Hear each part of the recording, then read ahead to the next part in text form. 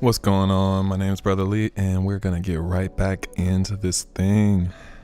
Okay, so last week I left you guys off on the second half of Ghost Rider, and we're just gonna finish right where we left off last week. Like I was telling you guys last week, this is kind of my favorite part of the ride. If you haven't been on this, go check it out. So just when you think the ride's kind of like getting done and slowing down, it gets to the second part of the ride where you kind of just drop. I don't know if it's like 70 feet, 60 feet, who knows. There was no real information on it on the web that I could find. If anyone wants to let me know what's the correct height of that, I'm almost willing to adjust it. Maybe not, probably not. But yeah, so you drop right down off of that, and then you shoot into this like airtime hill that just like puts you, I don't even know if I call it airtime hill. It's more like a ejector hill, but it's pretty forceful. And it just brings you right back down to the ground. And then this section I could not nail the way it is in real life. Watching the POVs is just kind of weird. It comes down, it makes a left turn, and then it makes another left turn, which makes no sense to me how that's possible. It makes two left turns. If you make a left turn, you're now going a different direction of which the structure of the rest of the coaster is.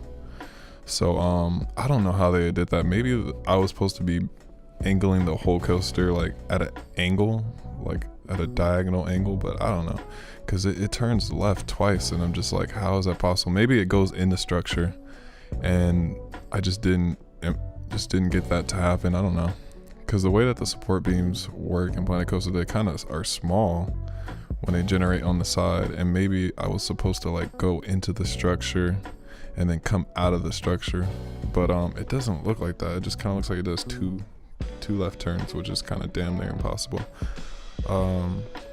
Yeah, so it is not perfect like I wanted to. That kind of pissed me off, but yeah, I got it pretty good stats on this. Like, for once, Planet Coaster likes a ride that likes a recreation, because most of the recreations, if you ever tried it one yourself, you get pretty shitty scores, like 5.8, 4, and like maybe sometimes worse. This is stupid. But I managed to keep the score really high by making sure there's like airtime hills. Like you literally getting a lot of airtime hill. On this second hill, I think you get almost 11 excitement on it, which is like generally right. Like, you should be getting the most excitement right there. So the game is doing a good job right there. Good job, Planet Coaster. And then this section, I don't know if this is not even really an airtime in real life, but I made it give you some type of ejector action right here, just to like keep shit going. I think it does do that in real life. It looks like it kind of goes down then up, bump you out of your seat, and then it just kind of gradually does like a diving turn into the rest of the structure, which I do end up changing the banking harder, so it wraps around the coaster better.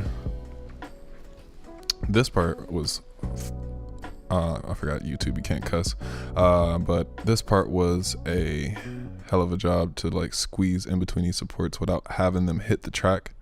I probably should have turned track collision on, or probably not. I probably would F things up even more.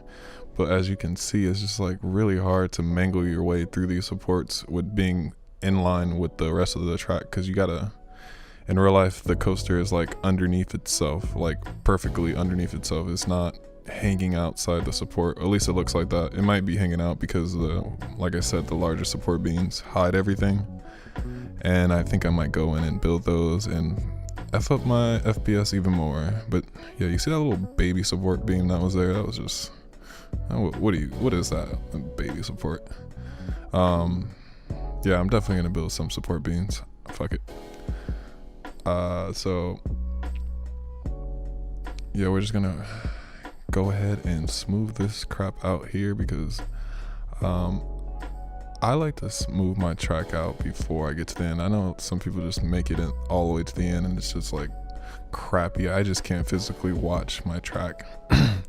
I can't physically watch it just jerk around like that. That would drive me nuts. So yeah, I smooth pretty much everything as I go, so when I go back around the POV, it feels nice. And this section, is where it interacts with the street, and I'm not 100% on this hill. Like in real life it looks a little bit longer, but with Planet Coaster's friction, I couldn't get it to go up this second hill right here, which it loses way too much momentum if I stretch out that second hill. And I know you can increase the friction, but with the friction the way it is right now, it's already going too fast around the main little second drop. Like when it goes over the entrance, it's going too fast, and I kind of have to have it like that, because if I turn the friction down just one more, it goes too slow on the remainder of the ride. Just kind of doesn't feel fun, and I still want it to feel like you're going fast, like in real life. In real life, you're not going that fast in this section, but it still feels intense, like because you're hugging in and out of the structure. And if you start moving slow on Planet Coaster, you really start look like you're slugging around, because they kind of like made the game to what am I saying? They made the game to where it looks fast on slow parts. So if you make it slower, in fact, you're gonna just make it look like it's dragging. It almost looks damn near slow motion when you're moving around like 30 and 25 miles per hour. This is just my opinion. You just look like you're going slow motion. So I try to make sure my tracks are just like flying through, because in real life, when you're on a woody, you feel like you're just out of control. You're flying everywhere. So that's kind of the perspective that I want you guys to feel on this. It's not gonna be 1-to-1 scale. I don't even think you can get a 1-to-1 scale in this goddamn game. This is not no limits, but I try to get them as close as possible. So when you ride it, it feels generally like what's going on in real life. So you guys can go ahead and get in that comment section and just, tell me how you don't like this ride.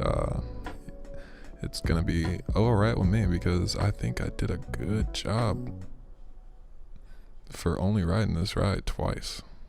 Or wait, did I ride it twice or three? Maybe 3 times, I think. No, I think I just got it twice. The line here is just ridiculous.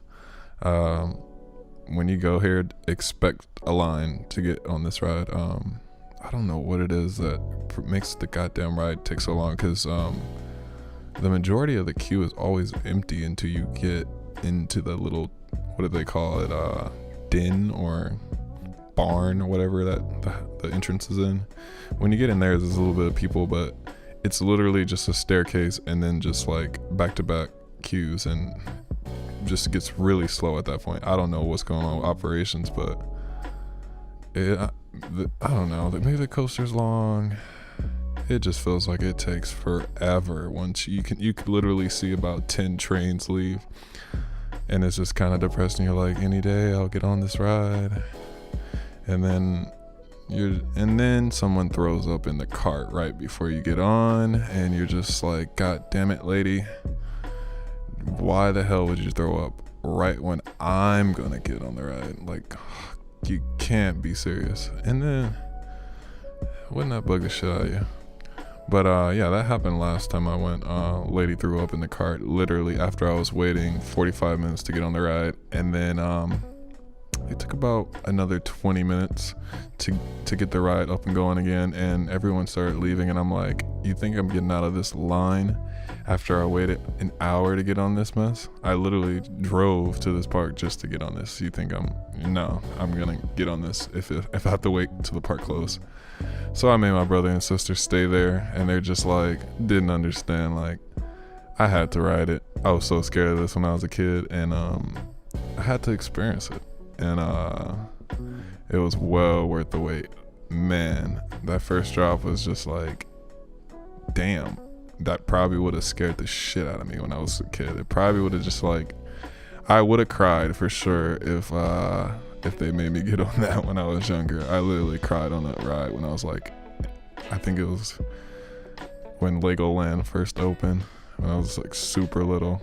Like, I got on, went up the freaking first hill, started flipping balls. Like, what the hell is going on here? You're gonna kill me.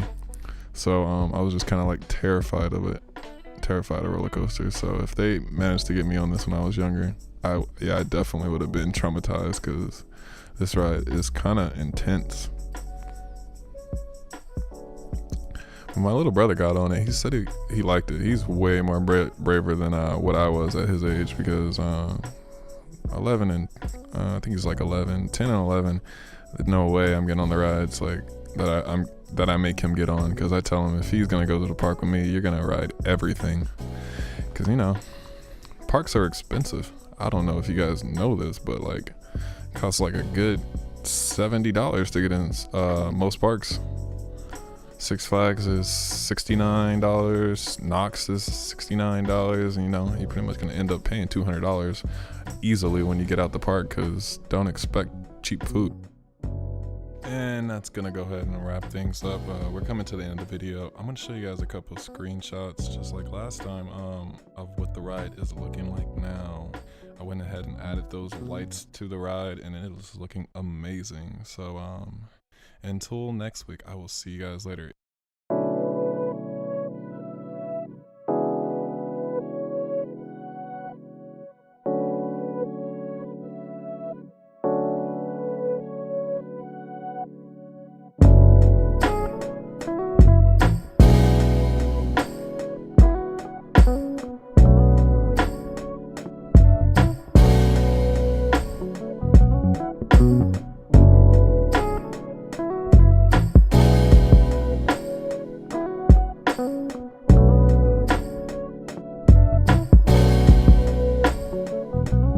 Thank you.